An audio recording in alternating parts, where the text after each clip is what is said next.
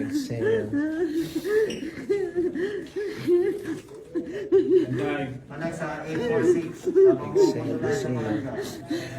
Back to your body. Back to your body. Rio Locsin nagsalita na matapos mag-viral ang video niya sa set ng Black Rider na emosyonal at tila hindi makahinga. Totoong hindi kaagad nakabitiw sa sobrang intense at madadramang eksena ang veteran actress na si Rio Locsin sa GMA series na Black Rider.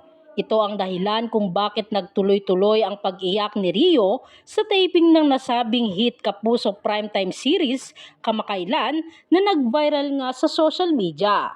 Mapapanood ang BTS or behind the scene video ang veteranang aktres na nakayakap sa lead star ng Black Rider na si Kapuso action drama prince na si Ruru Madrid habang pinapakalma ng ilang production staff. Ayon kay Rio, na-carried away daw talaga siya sa ginawa niyang eksena kasama si Ruru kaya nahirapan siyang kumawala sa kanyang karakter. Narito nga ang kanyang buong pahayag. Nakakabigla nga dahil parang hindi ko inaasahan ang mga lumalabas na balita. Tama po kayo.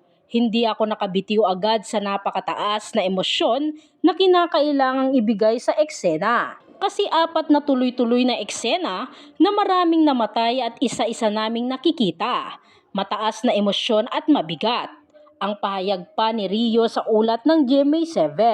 Hindi rin daw siya iniwan ni Ruru pagkatapos ng kanilang madadramang eksena. Nanatili raw ang aktor sa tabi niya hanggang sa maging kalmado na siya. Ang lahat ay nag-aalala. Since senior na ako at ramdam ko ang pag-aalaga nila sa akin. Pagkatapos nun, balik na ulit sa normal, tsikahan na uli. Pagbabahagi pa ng veteranang aktres. Nabanggit din ng aktres na palagi silang may medic sa taping para masiguro ang safety at kaligtasan ng lahat ng artistang kasama sa teleserye. May mga medic kami sa set. May ambulance din, kaya hindi totoo na walang medic na tumutulong. Nagkataon lang na hindi ko naman talaga kinailangan na magpa-medic nung oras na yun. But anytime, nandyan lang sila. Hindi rin totoo na inatake ako ng hika. Wala po akong hika.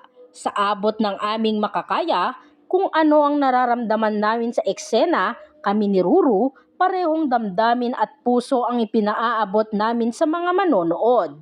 Naway maipaabot namin yung emosyon na nararamdaman namin para sa mga eksena. Paliwanag pa ni Rio Locsin. Narito naman ang ilang komento ng mga netizens. Intense po kasi ang eksena. Kaya minsan mahirap yung normal ka kaagad pakiramdam mo. Galing talaga nila. Miss Rio, labanan mo yan. God is good all the time. Pray ka lang lagi. God bless and protect you always.